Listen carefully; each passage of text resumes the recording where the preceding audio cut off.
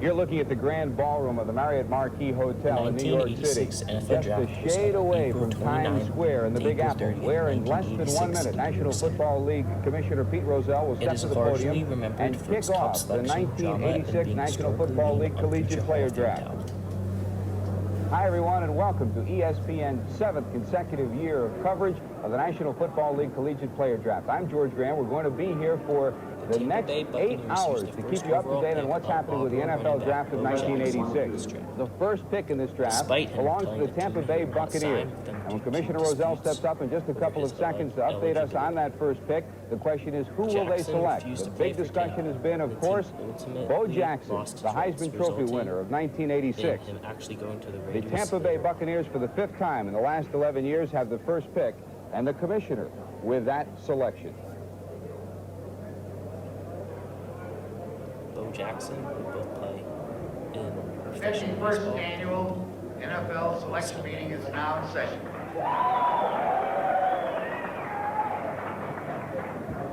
First choice, first round, Tampa Bay Buccaneers.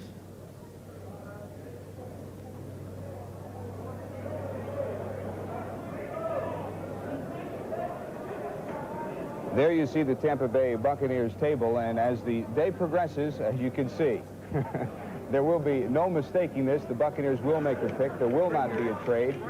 And Paul Zimmerman of Sports Illustrated, who joins us for the 7th consecutive year, there has been a lot of talk about a possible trade, but it appears that they're going with Bo Jackson. Yeah, that was the talk a month ago.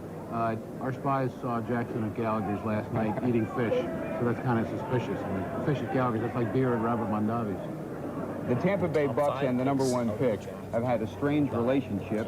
In '77, they could have taken Tony Dorsett. They didn't. In '78, they traded away their pick, which eventually was Earl Campbell. And here is the commissioner. Tampa Bay, the Buccaneers select first choice on the first round. Running back from Auburn, Bo Jackson.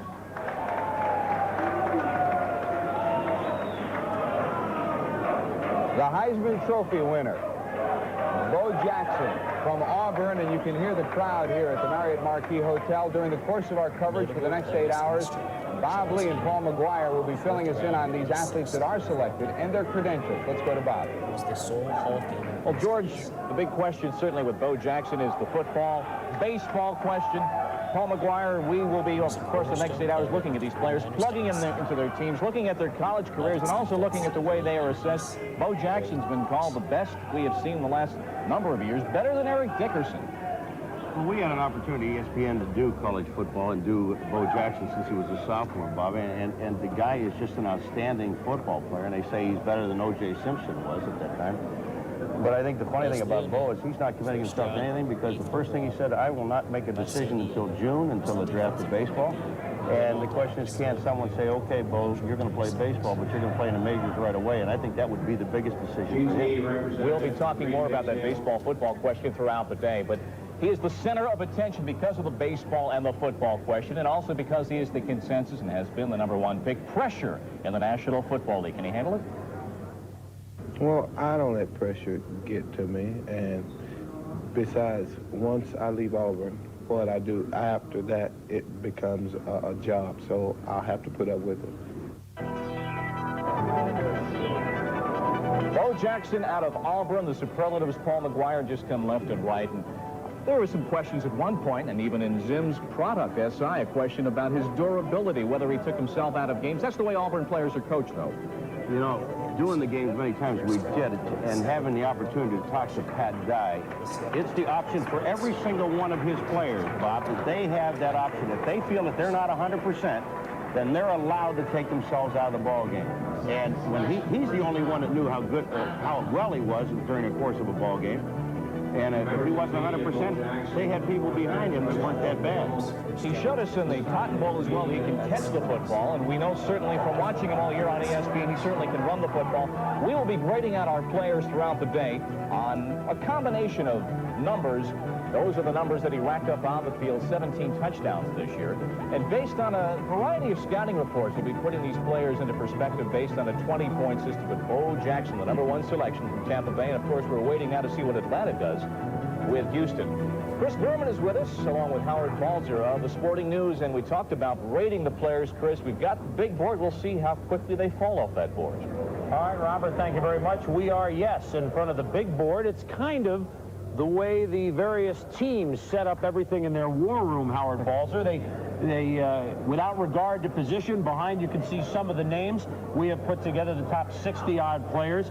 And, of course, Bo Jackson, people are saying maybe Eric Dickerson in the last 20 years, but that's about it for running backs. I think the one key thing about the board is that you have to separate a lot of times positions, offense, and defense. Our board indicates that Tony Casillas is slightly rated better than Bo Jackson, but that's on a combination of defensive things that he would use in the pros as opposed to Bo Jackson. What we don't have on the board, though, is where Bo Jackson rates as a baseball player. And that might end up being more important than where he rates as a football player, because, as been said, he's waiting for June. But I know if I'm the Tampa Bay Buccaneers right now, I'm pretty nervous, because they really didn't make a tremendous effort before the draft to sign him. And now they know he's going to play the negotiating game to the hilt, and we just have to wait until June to see where things really start getting juicy.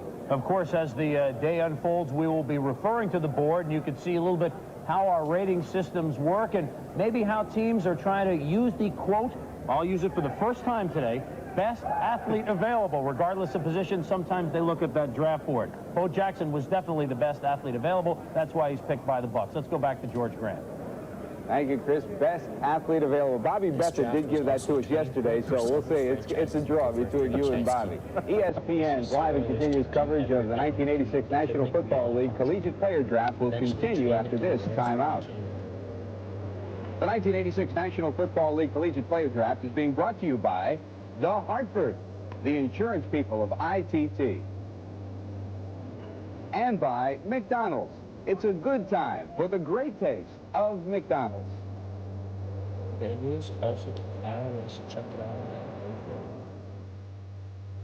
Hoping that next one to be New adventures in insurance. Today we're with a man in the fast food business. What kind of food do you serve, sir? Toast and thick shakes. I feature white, whole wheat, rye, or pumpernickel, buttered on the near or far side. You have insurance? So works. Plus an installment plan that lets me pay premiums monthly, quarterly, or semi-annually without interest charges from the Hartford. All company with a moose. It's a stag. By the way, what kind of thick shakes do you offer? Prune. Year after year, you'll like doing business with the Hartford, the insurance people of ITT. Out on the road, hungry for home, where everything's as good as can be, where the hot's really hot and the cool's so cool. We're going home with Mickey LT. Stop, stop, first Saturday, singing our song. Stop, stop, for the best benefits home. It's a good time for the break day. Yeah, yeah. With DLT, you sing our song. SimCorp Sports and Celebrity Management. The professionals for the professional. Player representation, financial planning, product endorsement. The first pick in the draft. When your number is called, call this number. Welcome back to ESPN's coverage of the 1986 National Football League Collegiate Player Draft. We are waiting on the second pick of the draft. The Atlanta Falcons have finished 4-12 last year. It is expected that they will select Tony Casillas. As it stands right now, one of the finest linemen in the country this year. During the course of the day, we'll be checking in with our Sports Look studio. On the West Coast, Roy Firestone is standing by with Mel Kiper. Okay, George, thank you very much. And you have to get up pretty early in the morning to stay with this ESPN crew, I'll tell you that. As a matter of fact, it's 10 after 5 in the West Coast in the morning. Mel Kiper standing by with us.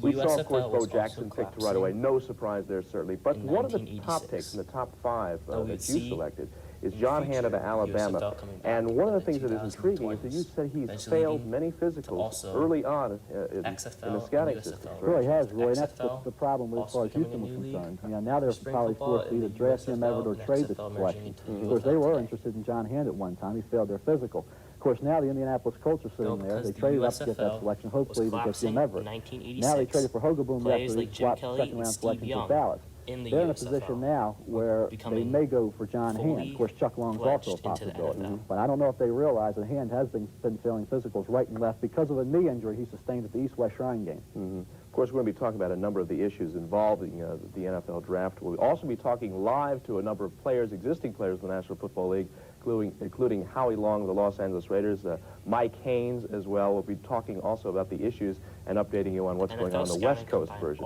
Reporting live from Los Angeles, where it's 10 after 5. Back to George in New York. George? Good morning, and we'll be following the story from the West Coast all day long as we continue our coverage of the '86 draft. Zim, the Atlanta Falcons, Tony Casillas, could be the keynote to a switch of their defensive philosophy this year. Yeah, he could be, but right now, that pick wasn't announced right away, which means that they're on the phone to somebody. They're probably getting better offers right now than they've gotten for the last month or so. The longer they wait, the closer they are to a trade. I thought they just announced it right away, Casillas, but now it looks like there's some action. There has been a lot of talk on this whole first round about the possibility of trade. It has not started with the Atlanta Falcons. Most of it started with the third pick in Houston. If it happens now, what kind of an effect would that have on the rest of this round? Well, Houston loves to be in this. Houston loves to be in this driver's seat. I mean, they've played this game before, the wheeling and dealing game. The last time they did it was they let Dickerson go and they let Kurt Warner go, 2 Pro Bowl players. It was a double relief drive shot for the Rams, and they got some good, useful players. But teams help their team help themselves more by getting that, number 1, 2, 3 player. Is Tony Casillas the best defensive player in this draft? That's what all the scouts say. Personally, I like Mike Ruth better. I mean, you'll see our board has Ruth way up high.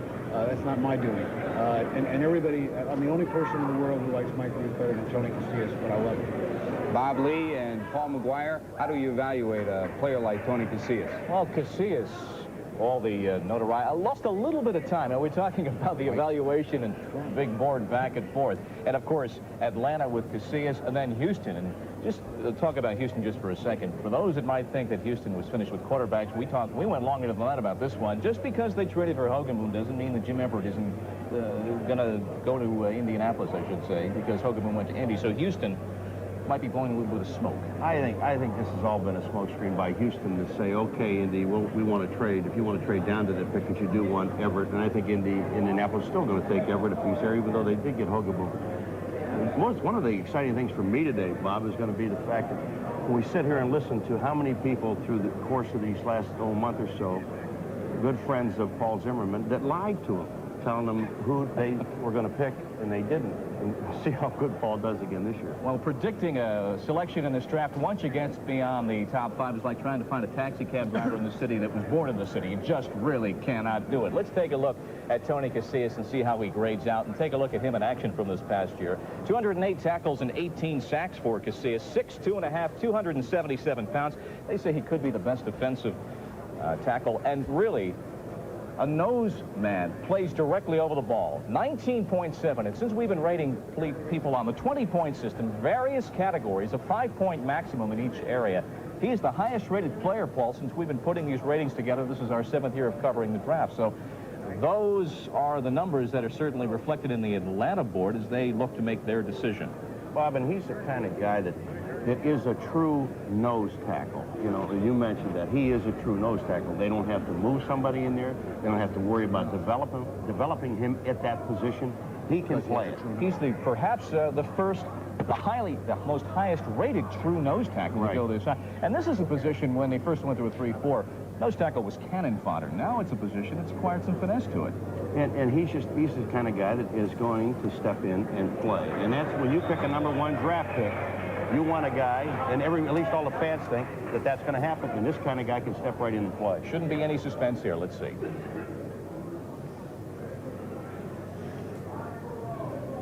Atlanta Falcons, first choice.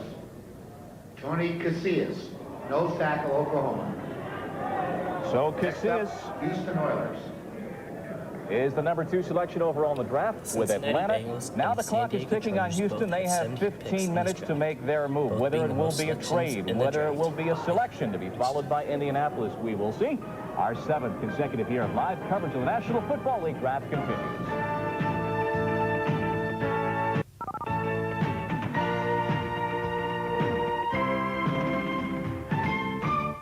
Excuse me. Is this Doylestown Federal? Why, yes it is, sir. How can I help you? Well, you see my mask? The Bengals and the Chargers both have the most picks. Wow, is this a real robbery? Yes, this is the real thing, all right. You know, there's something I've always wanted to ask you guys. Does that stocking mask hurt? Well, I used to have trouble talking first. You're doing fine. I can understand every word you're saying. Thank you. Now, do you have any money? Today is your lucky day. Now at Doylestown Federal, we have plenty of money to lend. I don't think you understand. Just about any good reason to borrow money is good enough for us. I assume you know about our rates and payment terms. Maybe you're having trouble hearing me through this mask. Look, to get your loan, just visit Doylestown Federal's personal loan center at our Cross Keys office. Okay, but could you at least lend me $1 for gas to get me there? I don't think that'll be necessary, sir. That nice gentleman over there would be happy to drive you. Doylestown Federal Savings and Loan, an equal opportunity lender. What's that you're shaving with? A Norelco. Looks terrific. Well, it is America's leading electric. It's rechargeable, it's guaranteed, and it gives me a fantastic shave. As close as a blade? Yep. Feel. Wow. It's our patented system that lifts each whisker up and shaves it off blade close. I love it when you talk high-tech. What do you think of the Norelco Ladies Rechargeable I gave you? Terrific. What do you think? Sensational. Norelco. We put quality first. The clock is rolling on the number 3 selection, 13 minutes and counting, just under 13 now for Houston, to be followed by Indianapolis, which was the pick for which they traded with New Orleans. It'll be Houston to pick, then Indy, and then St. Louis. We talked about Paul McGuire, Tony Casillas, and the way that playing right over the ball, the nose position, has acquired some finesse to it with, of course, the needed power, and Casillas does it better than anybody. Might be the best defensive lineman out of Norman and ever, maybe? Well, just when you take a look at him now, he has 2 people on him at all times. There are always 2 blockers, and in that case there were 3 blockers, and Casillas gets in and makes the play. He's the kind of guy that, if a nose tackle, what he must do is make sure that 2 people block him. 19.7 on our 20-point system in the various categories, the highest-rated player ever. So Jackson to Tampa Bay, Casillas to Atlanta. Now we wait to see George Grant what Houston will do and whether we'll have a surprise or a first trade of draft day. Sim, when you look at the Houston Oilers, they were the next to last defensive team in the league, so they need defense. But can they pass up with Jim Everett at this stage? Ladd Herzig has really played it down the middle, as he usually does. Yeah, the defense they needed was a nose guard. That's what they wanted. They wanted Casillas. I think they felt he'd be gone. The defensive end, who would be logical, John Hand or O'Neill, well, he joins them up. I mean, they've been drafting defensive ends the last few years. Last year, Childress, you know, they've got a bunch. So do they throw them in the hopper to compete with a lot of young players, or do they take the quarterback, who everybody wants to trade for, Jim Everett? Now they're admitting that they made a mistake on Warren Moon. If they try and get rid of him, that's $1 million contract. Somebody's got to pick up on a player who's going to be a reject. And now how's Warren Moon going to feel? It's very complicated. And once again, Houston, in a high pick, has managed to be in a turmoil position. No less than 8 teams have contacted Houston for this pick. Who would be the most likely teams to work a deal? I think the Rams, but they'd have to do like a double leapfrog. It's very hard to get from down there to up here. When they got Dickerson, they had to do a double jump, and they did it. Of course, Houston traded 2 Pro Bowl players then, the shot for Dickerson and the shot for Warner. They got veterans, guys who are useful, but, you know, you don't really get rich trading that high pick when they got a franchise player sitting there, if you think somebody is. Historically, has it paid off, something like that? No, it hasn't. I mean, Dallas got 2 Tall Jones, Tony Dorsett, and Randy White, the backbone of their team, by trading up. The guys that got rid of them, I mean, Craig Morton, Tody Smith, Billy Parks, some guys who are useful, but, you know, not Pro Bowl players. There's never been a Pro Bowl player emerging from guys who were traded for one of those high picks. Other than a nose tackle, defensively, what would Houston look for? Defensively, they probably want a linebacker, but they could get one on the second round. Maybe a defensive back, but no, I don't think it's logical to look for defense. The strength of this draft is offense. There are great running backs, good offensive linemen, 2 great quarterbacks. You know, if they don't trade the pick, it'll be offense, but they could trade the pick. As you can see, their outside and other inside linebacker staff, from the standpoint of looking at the athletes, if they should take a quarterback, if they take Everett, they've got Warren Moon, they've got Oliver Luck, they could still possibly trade after they take a Jim Everett, couldn't they? Well, the only time that's been done recently is when Elway's agent, Marvin Demoff, didn't want him to go to the Colts. Now, Everett's agent is Marvin Demoff, and he hasn't said the same thing about the Colts, who looked like they were going to pick him, because Dowhauer is the Colts coach, and he's a good quarterback coach. Bush wasn't. Now, how they'll feel about Everett going to Houston, well, maybe they'll say we won't go, and so they'll have to trade him. I don't know. It gets complicated. Well, during the course of this day, as we continue to keep you up to date on the National Football League Collegiate Player Draft, we're going to be taking a look at some of the teams that have not done as well in the draft with the premium picks over the years. Chris Berman takes a look back. Draft in the blue chip rounds or the first and second rounds. Take the AFC East clubs, the Colts and the Bills. The Colts haven't been in the playoffs at all in the 80s, and the Bills have managed to win only 12 games since Chuck Knox shuffled off from Buffalo to the Kingdom. Between them, these two teams have exercised a total of 35 blue chip selections, but have only 3 Pro Bowl players to show for their collective efforts. At the same time, AFC East rivals the Dolphins and the Patriots have utilized a combined total of 28 blue chip choices that have produced 8 Pro Bowl participants in the same 6 drafts. Now, the Colts and the Bills have made their mistakes in bunches. The Colts drafted Art Schlichter and John Elway, only to wind up with Mike Pagel at quarterback. The Bills drafted Jim Kelly and passed up the chance to take Bernie Kosar, and their starting quarterback now is Bruce Matheson.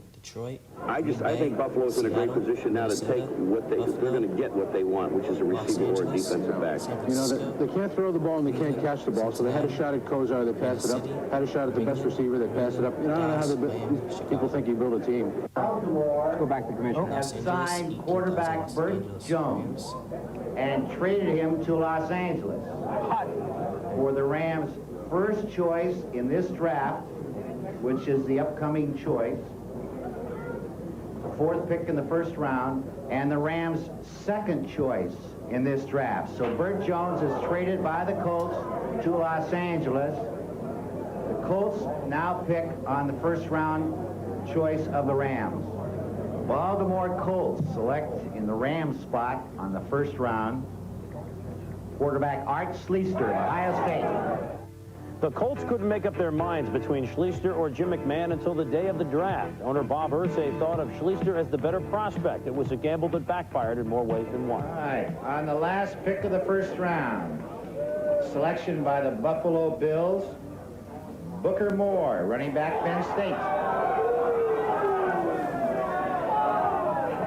I still, you know, James Wilder, I thought of Missouri, here's a guy, what, 6'2", 225, as opposed to Booker Moore, who is 5'10", 205. Now, they've got a fullback, Curtis Brown, that's that same height now. Picking in place of Denver, Buffalo selects Perry Tuttle, wide receiver, Clemson.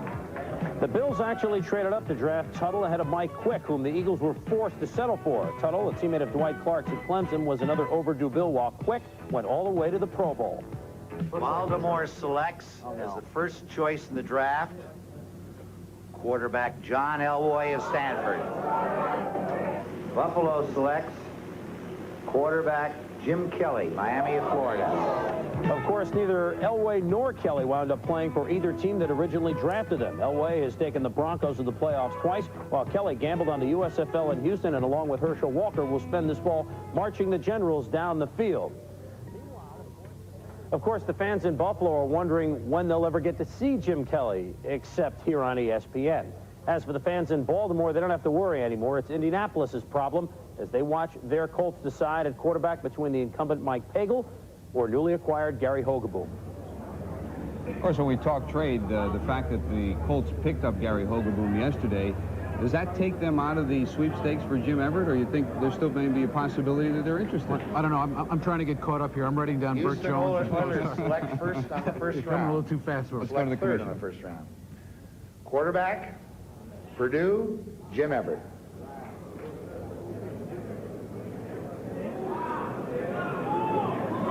Next choice is the Indianapolis Colts traded for the Oilers. Okay, there you have it. So the Houston Oilers have taken Jim Everett. The speculation on a trade, and obviously the discussion went on for the first couple of minutes of their selection time. We should point out again, there are 15 minutes during the course of this first round where the teams will have a chance to select their players. You have 15 minutes on the first round. There's been a change this year. The second round is only 10 minutes. Then after that, each round will be 5 minutes. We are waiting on the Indianapolis Colts selection. We'll be back with ESPN's coverage of the draft after this.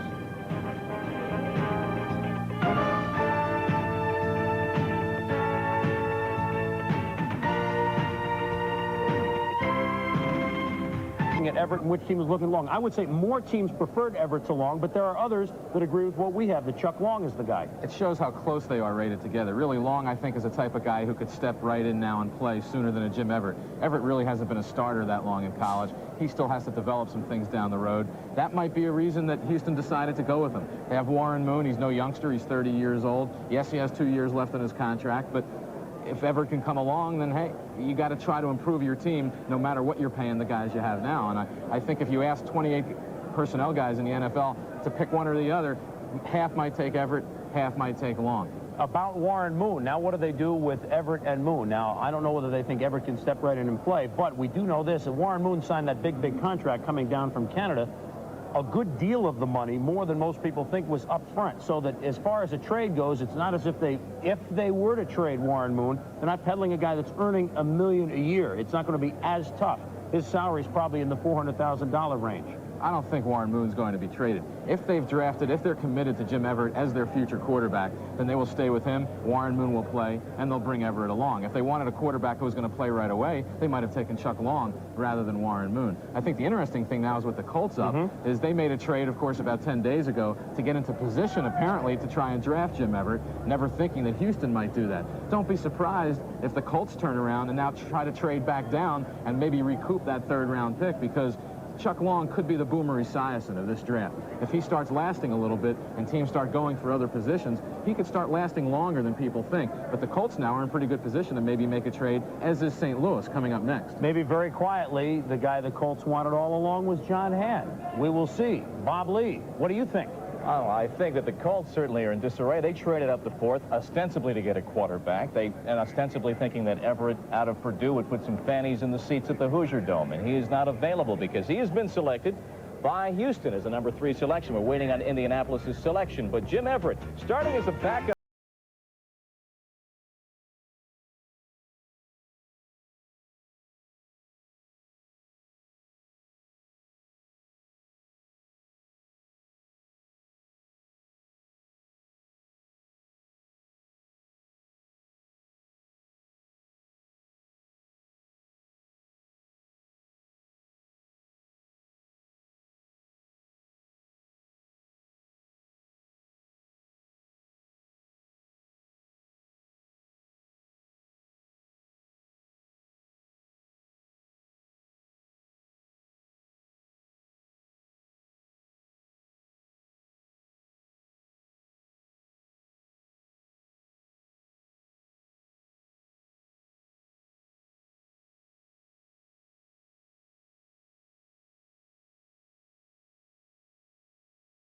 And on the big board right now at quarterback, in the quarterback selection, Long is our top-rated quarterback. Everett number 2, but Everett the first selection. Colts going to trade back there? I can't see that. I don't either. I think because I've been 3 for 3 so far. With the tough ones so far. No, I'm telling you. Here's where they take a defensive lineman. They're going to take Hand or Leslie O'Neal. And my choice would be Leslie O'Neal. Now, Howard Balzer touched on the fact that maybe Chuck Long now becomes the Boomer Esiason of this draft, and that players begin being passed over. We'll touch on this as the commissioner is standing by waiting on the Indianapolis Colts selection. Coach Rod Dowhauer is trying to put together his selection. Here's the commissioner. The Indianapolis Colts, first choice, first round, John Hand, defensive lineman from Alabama. Next up, St. Louis. Well, that answers the question as far as the Colts go. Will it be offense or will it be defense? It is John Hand, one of the highest-rated defensive players in the draft. Let's go back to Chris and Bo Jackson now. All right, George, thank you very much. Bo, which should you play first, baseball or football, or did you both start? Not this young man, and currently no doubts with the Colts. No, you know, they're not questioning. Here's a guy that got hurt, Bob, and he's going to be fine, and they're happy with him. There's just no question about that. And John Hand is big and strong, and he can play. I mean, he's just a good football player. You take a look, and he's been a starter, since he's a sophomore, a full-time starter. So he has the experience to play 6'7", 275, if that's correct. I would imagine he's down just a tad now because they say he's really been working out. Terrific closing speed. He had some inconsistencies early in his career, but he grades out to an 18.8. His strength, his quickness, ability against the run and against the pass. So John Hand, Number 4 selection, St. Louis is up. They've got 8.5 minutes to go, and then New Orleans. This is the 51st selection, the player meeting of the National Football League. It's so high-tech and computerized. Let's step now back in time. Steve Sable with a look at the very first draft. Institutions in this country have a way of growing from modest beginnings. The NFL draft is no exception. Now, you might be wondering what Robinson's luggage has to do with the draft. Well, this is the old site of the Ritz-Carlton Hotel in Philadelphia, and it was here in 1936 that the very first college draft was held. On February 8th, 1936, representatives from the 9 NFL franchises gathered in Philadelphia to draft from a list of 90 college athletes. The Bears picked first and took Heisman Trophy winner Jay Berwanger from the University of Chicago. But the economics of the game were different in those days. Can you imagine a Billy Sims or a John Elway telling their team, "Thanks for picking me number 1, but I'm going to quit football and go into the rubber business instead"? Well, that's what Berwanger told the Bears. I was the first draft choice because that's the first year they had the draft. And I asked George Hallis for $25,000 for 2 years. This was way out of their range. They were paying $100 a game and so forth. And it would have been worthwhile for me to play if I'd have gotten that money. Otherwise, I wanted to go to work and get started in business and wind up doing more or less what I'm doing today. Berwanger did achieve one form of immortality, however. His likeness became the model for the Heisman Trophy. And a fine trophy that is. Of course, we've come a long way since those days of the NFL draft, Howard Balzer. The St. Louis Cardinals, a team in the Sporting News' hometown, might they make a trade down? What do you think? The Cardinals are one of the hardest teams to judge in the NFL. The thing that really got things cooking was 2 weeks ago about when they let it be known that they had Chuck Long in for a workout. So, of course, everyone says, new coach Gene Stallings is unhappy with Neil Lomax. They're going to trade Lomax. They're going to pick Long. I think it was just, again, one of those smoke screens to get other teams to think they were interested in Long so they can trade down. Because they could trade from 5 to, let's say, 15 or 20 someplace in the first round, get just as good a player, and save money. And I think that's one of the factors that the Cardinals take into account when they're drafting. I wonder whether Gene Stallings, being the Cowboy assistant, would do business with the Cowboys. We know the Cowboys just a couple of days ago had Chuck Long in for a final look. But then again, they're in the same division, and it's tough doing business here. The pick is coming up, so rather than ask the question, I guess we ought to wait about 10 seconds and take a look at what the Cardinals are going to do. They didn't take their whole 15 minutes, which is something of a surprise. They're looking at the name. It might be Joswiak, or an offensive lineman. St. Louis Cardinals, first choice. Or Leslie O'Neal. Anthony Bell, linebacker, Michigan State. They pulled one out of the air. That's the St. Louis Cardinals. And they are looking for linebacking help. Stallings has said they're going to the 3-4 defense away from the 4-3 they played a few years ago, for the last few years under Floyd Peters. But Anthony Bell, I don't think he's worthy of the 5th pick in the draft. They probably think they can get him maybe a little cheaper than some other players, but that's a real reach, I think. So it didn't take long for us to have our first real surprise of the draft. Anthony Bell, 5th pick, going to the Cardinals. George Grant. Thank you, Chris. The 6th pick will be coming up next. That is the New Orleans Saints. Anthony Bell, your reaction?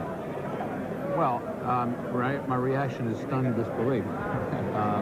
I know that's one of the positions Gene Stallings talked about needing. He's a defensive coach. I thought he'd go defensive line. I thought John Hand, if he were available. He has his pick of the board of running backs. It's a top-heavy running back draft. Top-heavy offensive line draft. No running backs draft and no offensive lineman draft. Chris Berman came up with our first best athlete. Paul Zimmerman comes up with our first stunned disbelief of this 1986 draft. We'll be back with more of the draft as we're waiting on... Here, the big surprise so far in the first round of the NFL draft is Anthony Bell, outside linebacker, Michigan State. A big surprise to Mel Kiper for sure. You had him rated 10th, the 10th best outside linebacker. In fact, you said he is a bit of an overachiever, but a bit overrated. In fact, you didn't expect him to go in the first round at all. No, it did not. And the only logical reason I can see why St. Louis might have chosen a player is because he fills a position of need, outside linebacker. St. Louis is switching from the 4-3 to the 3-4 this year with Gene Stallings, of course, coming in. But basically, I thought Bell would be a third-round choice, and I thought he was even overrated at that point. In fact, I had him rated listed as the most overrated player in the entire draft, mainly because he's 6'3", 230, runs under 4'6", benches 450, has good intelligence, the coaches at Michigan State are touting him to be as good as Carl Banks. No way, in my estimation, in my opinion. I just don't think he is a great football player. And of course, to draft a kid this high, you would have to think he would be. In fact, they could have traded down and still got Anthony Bell. And, you know, Cincinnati, from what I've become aware of lately, had Bell rated as one of their top outside linebackers. Of course, he could prove us wrong. That's very important. Well, that could happen, but basically, like I say, they could have traded down and still got Bell. And with other players on the board of top quality, I don't know how you could reach for a kid who probably would have been a second or third round draft choice. All right, let's discuss for a few moments the issue of need. Houston obviously, or it doesn't seem like, they need a quarterback as their first pick. They pick up Jim Everett.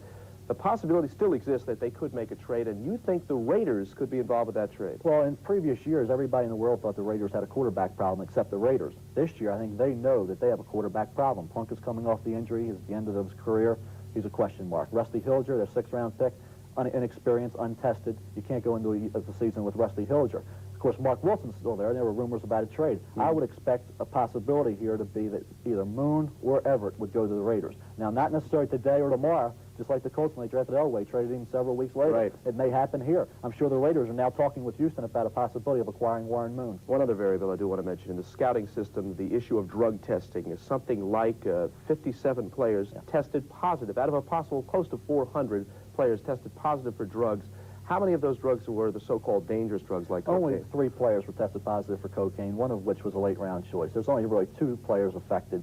And of course they will be affected, probably drop down significantly in this draft. The other players I don't think it will affect at all. I'll monitor that, and I'll check with you, as the draft progresses and let you know how those players are going. I won't mention names, but I'll give you an idea as to if the draft has been affected at all by that testing. I don't think it will be. We're looking for football players, not choir boys. The other issue, of course, is only 57 players out of a possible almost 400, as I said before.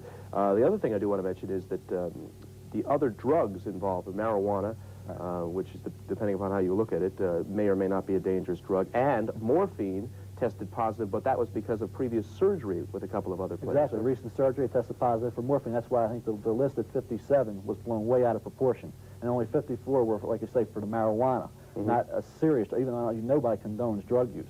But 54 out of 57 were for marijuana, only 3 for cocaine, and the 2 players will definitely be affected. There's no doubt about that. Obviously, the Colts were looking for Jimmy Everett, Purdue, hometown boy essentially, backyard boy. They didn't get him. They didn't go with Chuck Long. Obviously, there was a big disappointment. It would seem like that they didn't get Everett, right? I would hope so, in Indianapolis, because of the fact that they traded up with the intention of getting Everett. He's Rod Dowhauer's kind of quarterback. He has that mobility and that athletic ability to move that pocket. He has that strong arm. Of course, the Chuck Long's more of a control-type passer. He's better to go to a team that uses an offense similar to the 49ers. Where he'll slide to, it's interesting. Minnesota still may be able to get him, and they had talked trade earlier in the week. So they can sit right where they are and still probably be able to get a Chuck Long. Okay. Mel Kiper, thank you very much. We're going to go back to New York now and George Grant. George? Could those please be returned? Thank you very much, Roy and Mel. We are waiting on the New Orleans Saints selection, their first selection in the first round of this National Football League Collegiate Player Draft. We're looking in on the Saints right now and trying to find out what they are going to do. During the course of this day, we're also going to... No, these are the other 2. There are 4 that we feel, not knowing how everyone was going in front of us, we had to consider up to 4, knowing that probably at least 2 of them or 3 of them might be not there based on projections. And as it turns out, there are a couple of them that we can talk to. Yes. Head football coach, oh, really? The Kansas City Chiefs. Yeah, right. Where is that? Right behind Okay. us. Right next. Why would they move? Because we can trade it to somebody else. The Chiefs in their selection process, and we certainly, with gratitude, appreciate Coach Makovic and the rest of the Kansas City organization for allowing us to eavesdrop a little bit on what's happening in this 1986 National Football League Collegiate Player Draft. We're waiting on the Saints and their selection. Jim Mora, the new coach, may go in a new direction. That'll be up next. Will it be Dombrowski? Will it be Anderson? We'll find out when we return to ESPN's coverage. I remember too many people saying that was a bad trade. New Orleans Let's go to the Saints. commissioner. Selection on the first round, Jim Dombrowski, offensive tackle, Virginia. Next up, Kansas City Chiefs. All right. Jim Dombrowski, the offensive tackle from Virginia, is the selection of the New Orleans Saints. And this, the first round of the National Football League Collegiate Player Draft. We are waiting on the Kansas City Chiefs. Let's go to Bob Lee and Paul McGuire. Well, the new regime has made their selection, and Dombrowski, a defensive tackle for Virginia. Now Kansas City is up, and we'll see that war room will be heating up just a little bit. Well, New Orleans really has to set a tone. They've got to make a difference with this new regime. They've got to get out. They have never had a winning season, and Finks, as Zim said, likes the offensive lineman, so he's going for the beef. Just remember one thing. Right. Dombrowski is from Buffalo, New York. Understand that? I understand He's a player. He is a player. And I showed you before that I wrote down it'll be Dombrowski, or I think the selection, if it would have been an offensive running back, would have been Gary James at LSU. But it is Dombrowski, and he is a fabulous football player. And the thing that may be questionable about Dombrowski, how long is he really going to play?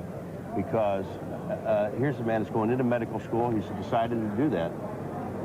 And that might have, taken some thought, and that's why they waited so long. He already has his bachelor's degree because he was a graduate student. Well, Dombrowski, the selection of New Orleans. Let's get a few thoughts from him looking ahead towards his pro career. I'd say right now is pass protection, because at Virginia we're a run-oriented offense, and I'd say we run 60-70% of the time, so I just haven't pass protected as much as somebody, let's say, who went to BYU.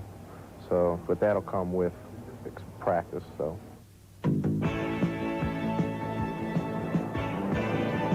Jim Dombrowski, he's from Buffalo, Paul. He's probably the highest drafted player who was a hockey goalie in high school. This man's played ice hockey, but he's going on to med school possibly. Already has his bachelor's degree, wants to be an orthopedic surgeon. Outstanding footwork for this young man who is 300 pounds. He's an excellent pass blocker. He is not, I don't think, the best drive blocker in college football. I think the best drive blocker in college football would be Doug Williams at Texas A&M. But as a pass blocker, he is excellent. Dombrowski from Virginia, the All-American, 5'2" speed at just about 300 pounds, the number 6 selection overall at 6'5", 296 pounds. So he is the number 6 selection overall, and we'll mention it again to make everybody happy in your hometown. Out of Buffalo, grades out to an 18-2. His best grades on the pass, the run, and the quickness, knocked him down a little bit on his strength. Where are the trades we have been expecting so far, Paul McGuire? Trade. We haven't seen. We saw one yesterday for Hogaboom. Indianapolis did not trade back down. New Orleans, this is the position they selected Dombrowski, having traded down to 6th. Nobody's made a deal yet. Well, there are only a couple other teams that really want to trade. The trades now want to be down. Right. Not up. Which I think is interesting. But, we're looking at Kansas City. Kansas City is a team that's going to, first of all, defense. We're looking at defense. And but all those running backs are there. And this is where they may take another running back, even though they had the first selection last year as a running back. We checked in the Kansas City War Room. We'll be back there from time to time. They are the next selection. They have 11.5 minutes to go. We are early in round 1. KC to be followed by Minnesota, then Pittsburgh. We'll return to the Marriott Marquis in New York after this. Teams thinking they might get a good one in the second round now start saying, we better take one now. And this again leads to that Chuck Long situation in terms of who knows where he's going to end up. Minnesota possibility, but you never know when he's going to start sailing. But Renster, to me, getting back to that, he's going to be a guy I think is going to develop into the best offensive lineman in this draft. Of course, you're talking about trades, and the Chiefs may be trading right now. We will find out in about 8 minutes. There was a question that they might peddle Bill Kenny. Now, they could pick Chuck Long. Of course, they also have Blackledge sitting right there, so maybe Long won't be a factor for the Kansas City Chiefs, but there was rumor that Kenny might go. Of course, he's damaged goods a little bit. He had a bad back last year. Yeah, he had a lot of injuries last year. There was a rumor about him being traded to Buffalo for Joe Cribbs. We could see a lot of these trades start to develop later in the draft when teams have picked their players, and now maybe a team that was considering a running back doesn't get one, and they say, well, we might be interested in Joe Cribbs. The Chiefs, I think, are in a quandary right now because they liked Hand very much. I don't know if they have Leslie O'Neal rated that highly. I think they might be looking at offensive line, but I think what they're saying right now is we can get just as good a player if we draft down a little more. But, of course, other teams know that, and they're not going to give them what the Chiefs want. So I think they might surprise a little and go for the offensive line if they don't make the trade. We haven't seen those trades of positions yet because maybe when the offensive linemen start to go, the teams at the bottom that want them, like the Jets, etc., may make some trades. Let's go back to George Grant. Let's pick up on that discussion. You talk about the running back situation with Kansas City. Horton and Hurd, they still are missing one part of that puzzle to put together a strong running backfield. Well, you have a running back core with no runner who averaged 4 yards a crack, and I remember we went long statistical periods with nobody hitting 100 yards for them. Of course, there's an offensive line problem. So what he can do for their community. And I guarantee you that you're going to see the ones that are in drugs that they know about, that are projected as #1 draft picks, will not be taken.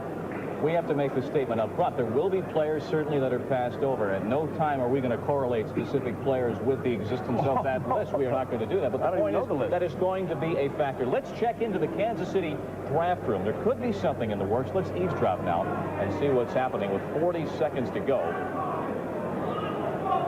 Next year. Offensive tackle, West Virginia.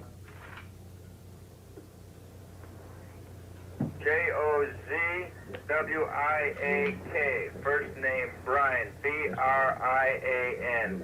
Offensive tackle, West Virginia University. Take it up. Got it. All right. City, Joziwiak selected, whose agent at one time had threatened to take him off and want to be a pro wrestler. Bobby, here's the thing that Paul said, Howard said, I think we all said, that once one of the offensive linemen falls, if he falls early, then they're all going to start to fall. And you're going to see an awful lot of offensive linemen taken in this first round. You heard the word from Kansas City to the representatives here at the KC table. And now you'll hear it officially from the commissioner. Kansas City, first choice, Brian Joziwiak. Offensive tackle, West Virginia. Next up, Minnesota Vikings. Joziwiak, the #7 selection overall. George? Thank you, Bob. We are waiting now on the Minnesota Vikings, and after that, the Pittsburgh Steelers. This is the first round of the National Football League Collegiate Player Draft. The Vikings could go for that defensive player, Leslie O'Neal, and will the Pittsburgh take a chance on Byers? That's coming up next. Takes a look back at the draft. Pittsburgh selects Lewis Lips, wide receiver, Southern Mississippi. The Steelers proved to be right on target with their first-round selection of Lips 2 years ago. The mercurial receiver made it 2 for 2 in Pro Bowls, but unfortunately Lips is the lone diamond in a solitaire Pro Bowl setting as the club's once golden touch in the blue chip rounds has rusted away. The Steelers have exercised 13 blue chip selections in the last 6 years. That's rounds 1 and 2, but have only 4 starters to show for them. One of them, Lewis Lips, is the only Pro Bowl player they've come up with in the blue chip rounds.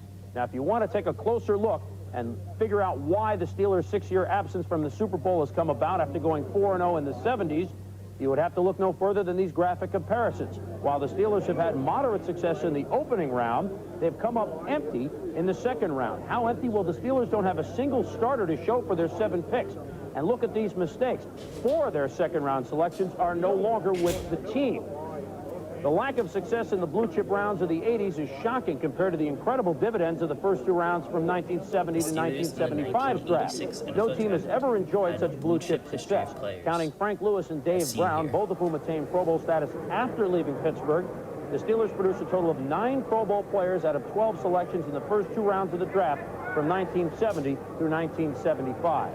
That, of course, was 10 years ago when the Steelers were a dynasty. Now we are halfway through the 80s. They only have 1 Pro Bowl player to show for their blue chip picks. That is Lewis Lips. Of course, they have selected some running backs. In '82, they picked Walter Abercrombie, who certainly fits into their running plans right now. But the question is, and some people, some insiders have said, they feel Chuck Noll may take a chance on a running back like Keith Byers when we head towards their selection in the draft, which will come after the Minnesota Vikings. New coach Jerry Burns and the Brain Trust at Minnesota is deciding now what to go. Will it be Leslie O'Neal? Well, you know, Howard, I think, said a very astute thing before when he said Chuck Long is the boomer size and drop, drop, drop. You know, every time a pick comes up from now on, we're going to say, well, it could be Long and somebody else. This has happened from year to year. Eddie Brown last year, he kept dropping. Nobody knew why. Turned out to be a terrific pro. 1 year, Sean Farrell, Hunter from Notre Dame 1 year. The sad thing in this climate is with that drug testing and you know, the names. The 57 people, every time a guy goes lower than he should, people are going to speculate, well, is it a drug thing and everything? And a lot of clean kids are going to get burned. That's the sad thing about this. This is true in baseball. It was true in basketball, too. With the drug situation, those that aren't tainted become tainted just by association. Well, I think next year the NFL is going to release names of the ones who are clean. Paul Zimmerman, who is from Sports Illustrated, and he is clean. We believe he is, Bob Lee. And I'm working with Mr. Clean as well. And we talked earlier about the entire drug situation. Let's step back, take a look at Kansas City selection of Brian Joswiak, who is a concerned and involved citizen involved with the Easter Seals and March of Dimes. You're talking about a guy who wants to work in your community. Kansas City has a good one in that regard. They've got a guy who is 300 pounds, 6'5" and a quarter, out of West Virginia. Had a hip pointer problem this year. Began college on the defensive side of the ball, and then came over to the offensive side. You just see where he took that defensive end. Just watch the drive blocking on Joswiak. If he can't move him out of there, he's going to fall on people. He's just big and strong.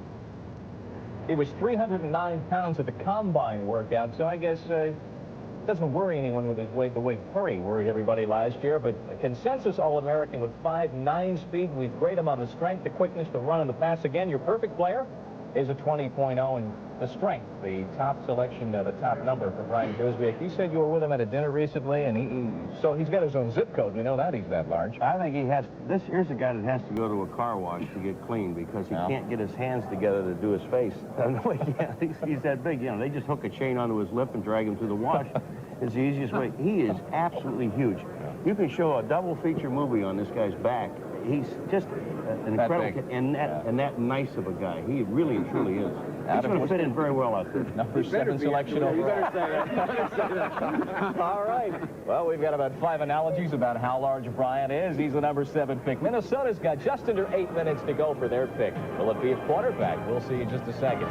This will really set the tone for the next 3 picks because Pittsburgh comes up next. They've said, and of course that doesn't mean anything sometimes. I've always said the personnel guys, when they talk to us, they only tell us what they want us to know or what they want other teams to think they're going to do. But Pittsburgh has said they'll go for Keith Byers if no one has taken him. I agree with Paul. If I was a team, I'd be awful hesitant about taking Keith Byers on a team that plays on artificial turf. But if Byers lasts past Pittsburgh, then you have Philadelphia sitting there. I think the 49ers are a candidate to trade into Philadelphia's spot. They've talked a lot about Matt Cavanaugh in recent weeks. Buddy Ryan has been talking about a guy named Anthony Toney, who he could get probably in the 2nd or the 3rd round. He doesn't have to spend a 10th pick. So I think you might see one of your first trades with Philadelphia if Byers is still available. I don't know that the Byers is the guy that the 49ers might be interested in. I think they might be more interested in Gary James. That's just my opinion. As for Minnesota coming up and then Pittsburgh, as far as Pittsburgh goes with Byers, Chuck Noll is not on the hot seat. He's not going to lose his job if the Steelers don't win next year. They can't afford to wait a year for Byers just because of Noll's situation. The next 3 picks, Minnesota, about 3 minutes and 50 seconds left for their pick, and then Pittsburgh, and then Philadelphia. Let's go back to George Grant. You talk about shrewd people in the draft, Chris. You mentioned Bill Walsh, and usually on draft day, as we found year in and year out, Walsh usually comes up with something, some big story. If it's a Russ Francis trade, if it's a Wendell Tyler trade, something usually comes up with the San Francisco 49ers. We'll see if that develops on this draft day. When we mentioned Brian Joswiak, and I know when I was with him at the Walter Camp All-American banquet, he was an All-American selected by them. We talked about, among other things, the United States Football League, and I asked him, is the USFL an alternative for you in 1986? He said, no, it wasn't. I want to play in the NFL. And of a couple of dozen of these top players that I talked to since the end of the season, it was echoed almost one after another. They do not regard the USFL as the alternative that it has been over the last couple of years. Well, I guess they don't like money then. I mean, any kid who's trying to get a decent contract better say, as a matter of reflex, well, I've had some pretty good offers. You know, the only thing that gets the price up in this business is competition. Of course, you know, they're a league with a lawsuit and nothing much else right now. But, I mean, certainly, just to flat out say, no, I don't want them, you know, you're just knocking your price down. You know, you got to play a little bit of a negotiating game. The only veteran that I heard was seriously talking about him was Stump Mitchell, the Cardinals. You know, the league is going to wait to see how their lawsuit comes out and then decide whether they play. That's not a lot to stake your hopes on. Let's talk about Bo Jackson, too. When you talk about running backs, Bo Jackson is the draft rights of Birmingham of the United States Football League. Some people are saying, look, even if the league doesn't make it, take the money up front from Birmingham and then wait. Now, whether the league makes it is something else. If they do win the suit, then they probably will make it. You know, they're not exactly stupid over there. At least a few people aren't. If they're going to pay him a lot of money, they're going to lock him into a personal service. I mean, they'll have him driving a car or something. You don't see Herschel Walker buying out his contract or Kelly. I mean, they hold on to those super guys as long as they can. So if they would sign him, you know, through some weird circumstance, they'd have him pretty well locked in. The Minnesota Vikings, we're waiting on their selection. Let's take a look at their quarterback depth chart. We talked about the possibility of the Vikings going the route of the quarterback. Here's Tommy Kramer, their starter, but as you can see, the 10-year veteran, when you look ahead, they need a quarterback of the future. Is Bono the quarterback of the future? Is Wayne Wilson the quarterback of the future? I think they're going to trade. The reason I say that is Paul McGuire just said so. Offensively, too, when you look at the Minnesota Vikings, you talk their quarterback, but you also talk of their offensive line. Sacks a problem in 1985, and they want to shore it up. They really have, over the years, they've been looking for the big stud, that the Ranieri mold that they had years ago. Yeah, when I talked to Mike Glenn, I don't know, a week and a half ago, he said trade down or offensive line. He liked Joe Zwiak very much. He would probably have to like Rienstra, but now Long is there. He didn't say anything about Long. Since then, teams have told me that he's trying to trade up to get Long, unless that was some sort of a smoke show. You know, they play these games, these negotiating games, you can get a headache from it. Long seems logical. Offensive line seems logical. Trade down seems logical because they've done that so many years. There's so much logic here that I'm going crazy. We're waiting on the selection of the Minnesota Vikings. This is the first pick. After the Vikings will come the Pittsburgh Steelers and then the Philadelphia Eagles, remember, with their new coach, Buddy Ryan. So very easily there could be some further activity coming up. Trade